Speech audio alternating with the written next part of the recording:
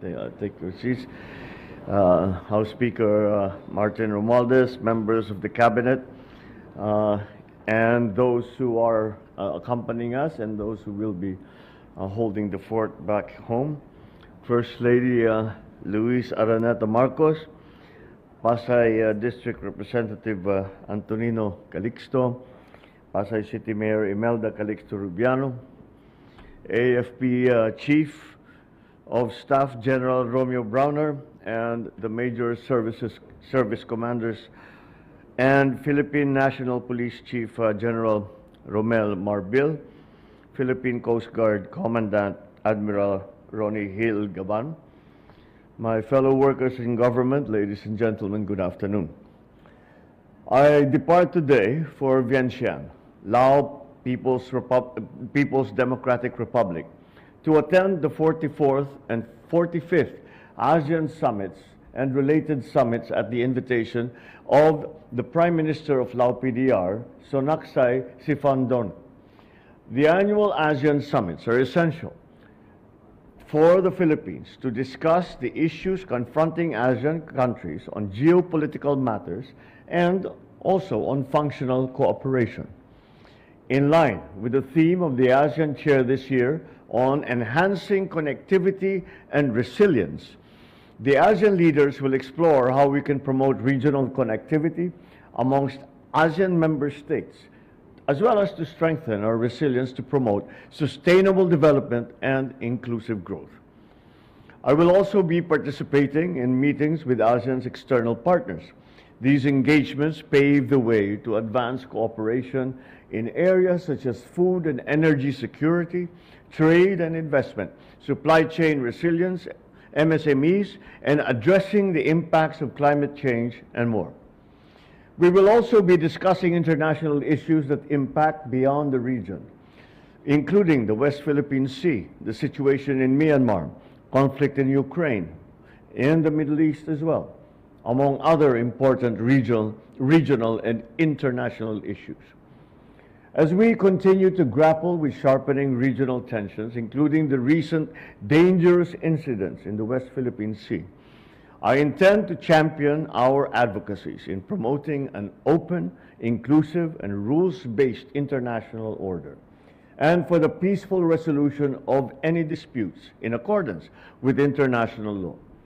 This administration will continue to ensure that our constructive and deepening engagements with ASEAN, our dialogue partners, and stakeholders serve our national interest and the well-being of the Filipino people.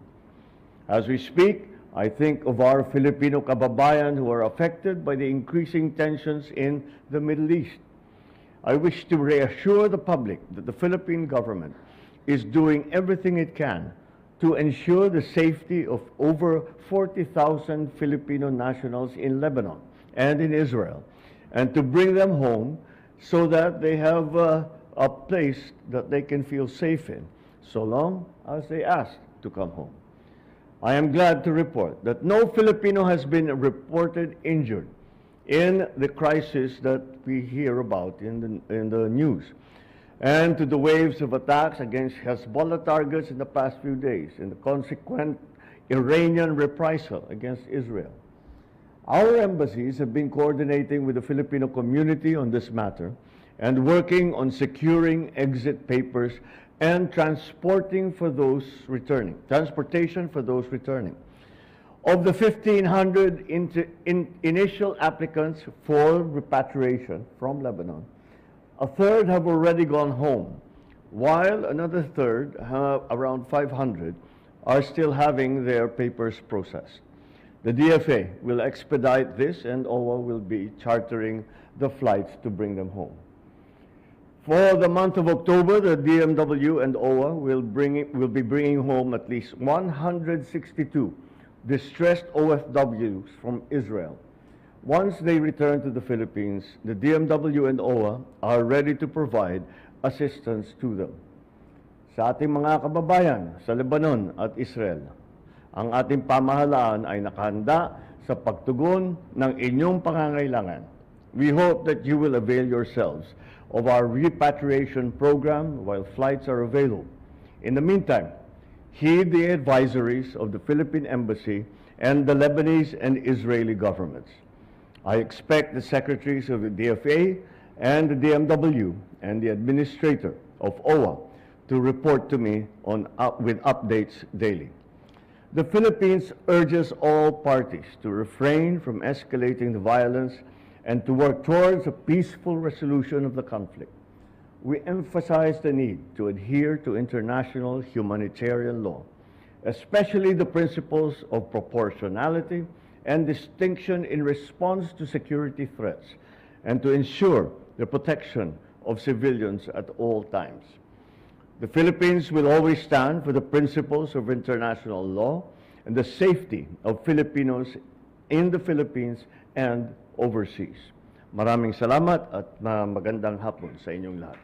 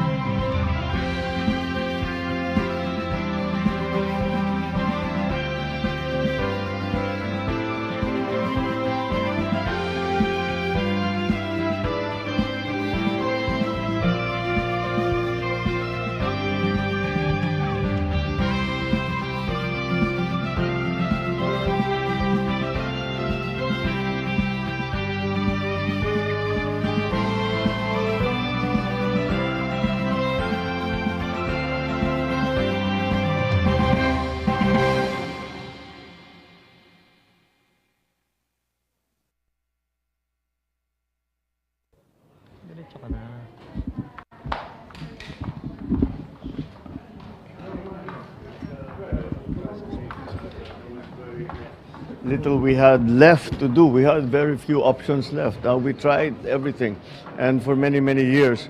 And the Saudi government really tried to look and to be sure that the judgment of hanging was actually deserved.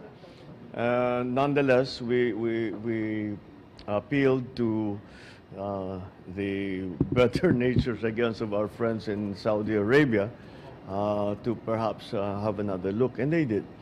And unfortunately, the law there is very strict, and apparently the conviction has stood, and one of ours has been taken away. But yes, very unfortunate. Sir, maybe a message for the bereaved family? Well, of course, our thoughts and prayers are with them. And we will, there is nothing that one can do to make it whole, but we will do our best. What legal assistance? I'm sorry? What legal assistance? We'll see what they need. We'll see what they need. But for someone who dies abroad, an OFW, there are many. We have many procedures for that to bring them back home. So I don't think that will be a problem. But we've exhausted all remedies. Oh my God, it's been going on for how many years? It's around 5-6 years. Yeah, I remember mga 5-6 years na ito. I came upon it when I came into office, and they told me it's an old. And as I said, I guess Saudi tried to exhaust all possibilities. So did we, but to no avail. All right, thank you. Have a nice trip, sir.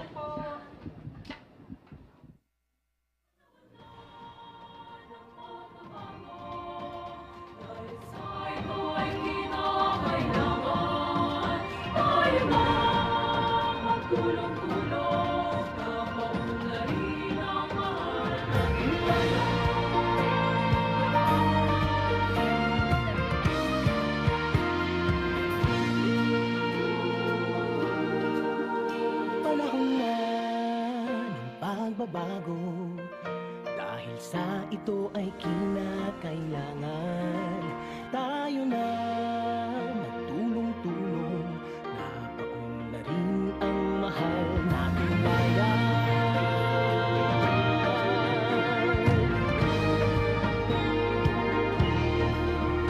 Panahon na magbabago at iayos ang mga dapat ayusin. Dapat lang maging tungkulin ng bawat mamamayan dito sa atin. Gawin ng pagbabago patungo sa pag-asenso, magsikap ng mabuti at nang guminhawa tayo. Malaki natin sa mundo at ipamalas ang bagong Pilipino at bagong Pilipinas.